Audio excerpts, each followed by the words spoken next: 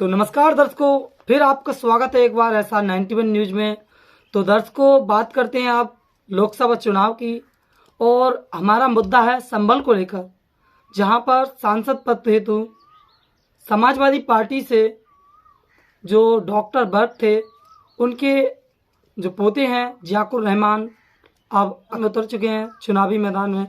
और देखते हैं दूसरी तरफ विपक्ष में बीजेपी पार्टी से परमेश्वर लाल सैनी हैं जो दावा कर रहे हैं कि अब की बार 400 पार, जो मोदी जी का नारा है कि अब की बार 400 पार, तो क्या अब की बार जो मुसलमान हैं संभल के, क्योंकि सबसे ज़्यादा जो वोट बैंक दिखाता है वो मुसलमानों का ही है, तो क्या अब की बार संभल की जो मुसलमान की जनता है बीजेपी का समर्थन करती है या दोबारा से डॉक्टर भट्ट साहब के यानी समाजवादी पार्टी को यहाँ से जिताती है। अब देखिए, हमने एक सर्वे किया है जिसमें संभल की जनता के पास हमारा एक वीडियो हमारे पास, इस वीडियो में देखिए कि किस तरह से क्या डिमांड चल रही है जनता की दोनों पार्टियों को लेकर। कि जो दूसरे कैंडिडेट हैं बीजेपी के परमेश्वर लाल सैनी जी, वो पहले भी मेरे ख्याल से 5,80,000 वोट लेकर गए हैं। मुद्दा यही है, हिंदू मुस्लिम करना। बीजेपी का मुद्दा, मेन मुद्दा यही है। समीकरण ऐसे हैं कि इस बार जो है संभल सीट सिर्फ ज़ियाकुर रहमान ही निकाल सकते हैं। ईवीएम भी हटनी चाहिए और इंशाल्लाह आपकी जनता जो इंडिया गठबंधन के साथ है। चुनाव का आप नतीजे देख चुके हैं यहाँ के, ये बीजेपी के फेवर में जा रहे हैं या किसी और के फेवर में जा रहा है, लेकिन सभा की जो सीट है सेफ वो सिर्फ बर्क साहब के हाथ में है, इस परिवार में सेफ है। ये ईवीएम जरूर हटना चाहिए। ईवीएम जो है उनकी एक मुख्य चीज़ है। ईवीएम से जीतती है, कहीं सेटिंग होती है कहीं नहीं हो पाती है। जहाँ पे चुनाव में थोड़ा अंतर रहता है वोटों का, 20-50 हज़ार का जहाँ पे अंतर होता है वहाँ पे ईवीएम की सेटिंग होना मुमकिन है। ये तो बीजेपी हिंदू मुस्लिम पे इलेक्शन लेकर आ जाती है, तो मतलब फिर हिंदू मुस्लिम पे आगा इलेक्शन तो कभी नहीं जीतेंगे। मान वैसे तो विधायक भी है यहाँ के, जी, तो उनको टिकट क्या मतलब वार्तालाप क्यों चल रहा है, टिकट क्यों चाहिए उनको? अब मतलब ऐसा कैंडिडेट कोई नहीं है। इस बार ज़ियाकुर रहमान भाई बेचारे बन गए हैं। पूरा जनसलाब हमारा 100% मुस्लिम ही चाह रहा है। भैया कभी नहीं आएगी यहाँ संभल में बीजेपी सर ये तो नहीं कह सकते हम डेफिनेटली कि नहीं आएगी, लेकिन जहाँ पे जो चुनाव के समीकरण है ना, जब तक ज़ियाकुर रहमान साहब हैं या बर्क साहब हैं या और सारे कार्यकर्ता हैं, ये तब मिलकर साथ रहेंगे तो बीजेपी का यहाँ पर आना बहुत मुश्किल है। 5 लाख से एक बार आई थी, लेकिन उस बार आपको देख चुका है, पहले में आई थी, कुल 5,000 वोटों से आ रहे थे डॉक्टर साहब। लेकिन 5,000 उसमें आप धांधली कह सकते हैं या कुछ भी कह सकते हैं, उसको हम क्लियर तो नहीं है वो बात, लेकिन आप कह सकते हैं कि धांधलीबाजी होकर हराया था, लेकिन 5,000 का। अच्छा, बीजेपी पे लगातार ये आरोप आता है कि बीजेपी हमेशा जीतती है, ईवीएम जीतती है, तो ये लगता है कि वास्तव ये बीजेपी जीतती है हमेशा ईवीएम से? ईवीएम से जीतती है, कहीं सेटिंग होती है कहीं नहीं हो पाती है। जहाँ पे चुनाव में थोड़ा अंतर रहता है वोटों का, 20-50 हज़ार का जहाँ पे अंतर होता है वहाँ पे ईवीएम की सेटिंग होना मुमकिन है। ये चीज़ आप और न्यूज़ चैनल पे और काफ़ी चीज़ डेमो दे चुके हैं इसके लोग, तो जाहिर है कि जहाँ पे 10-20 हज़ार या 5,000 का फ़र्क है वहाँ पे ईवीएम में सेटिंग करके धांधलीबाजी की जा सकती है आसानी से। वो अब जहाँ 5,000, 8,000, 9,000, 20,000 इतना फ़र्क है, वहाँ पे ईवीएम की धांधली होगी और वहीं पे जो है बीजेपी दिखाई देगी।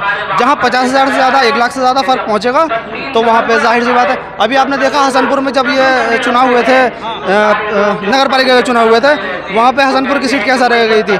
8,000 वोटों से जो कैंडिडेट थे समाजवादी पार्टी के वो आगे चल रहे थे। यहाँ के सारे बीजेपी के कार्यकर्ता सारे वहाँ पहुँचे, बीजेपी के कार्यकर्ता जीते थे। वहाँ पे जाने के बाद मालूम हुआ कि जो क्लियर किया गया वो बीजेपी के कौन थे कैंडिडेट, क्या नाम था उनका, नाम मुझे याद नहीं है, उनको जिताया गया था। तो हालांकि जहाँ थोड़ा फ़र्क होता है, थोड़ा मर्ज होता है, वहाँ पे हो जाता है। क्या लगता है वास्तव में जो बीजेपी पर आरोप लग रहे हैं कि ईवीएम हटाओ, ईवीएम हटाओ, तो ईवीएम हटनी चाहिए नहीं हटनी चाहिए? वैसे ईवीएम भी हटनी चाहिए और इंशाल्लाह आपकी जनता जो इंडिया गठबंधन के साथ है।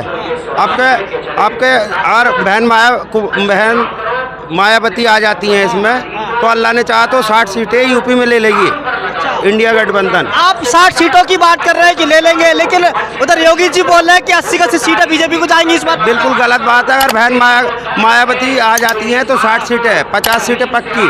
और इनका बिहार से सपाया, आपके बिहार में भी सपाया, 100 वहाँ भी सपाया, यहाँ भी सपाया। 100 सीटें हारने के लिए चाहिए तो इतना सपाया है इनका। क्या लगता है आपके लिए कि जिस तरह से बीजेपी की राजनीति चल रही है, लोग कहते हैं बीजेपी हिंदू मुस्लिम करके बीजेपी जीत रही है हमेशा? जी, उनका मुद्दा यही है, हिंदू मुस्लिम करना। बीजेपी का मुद्दा, मेन मुद्दा यही है। 80-20 की होती है ना लड़ाई, इसमें उनका मुद्दा यही आता। 80-20 कर दो और जीत लो, यही मुद्दा होता है। ये मुद्दा रहता है उनका जी। हमेशा। और मेन मुद्दा यह है कि ईवीएम जरूर हटना चाहिए। ईवीएम जो है उनकी एक मुख्य चीज़ है, मुख्य हथियार बन चुका है। आपने नाम सुना होगा तौकीर रजा का, जो बरेली के मौलवी हैं, मौलाना है, वो कह रहे हैं कि बीजेपी कहीं ऐसा ना हो कि चुनाव से पहले कुछ बड़ा कदम उठाता कि बीजेपी कहीं ना किसी को मर बना। हाँ, देखिए तो मैं नहीं कह सकता, वो तो तोही रजा बता सकते हैं आपको, सही बात उन्होंने कहा है नहीं कहा है, फिर भी एक कुछ होने वाला है, कुछ बड़ा होने वाला है। कुछ बड़ा होने वाला है, क्या बड़ा होने वाला है वैसे?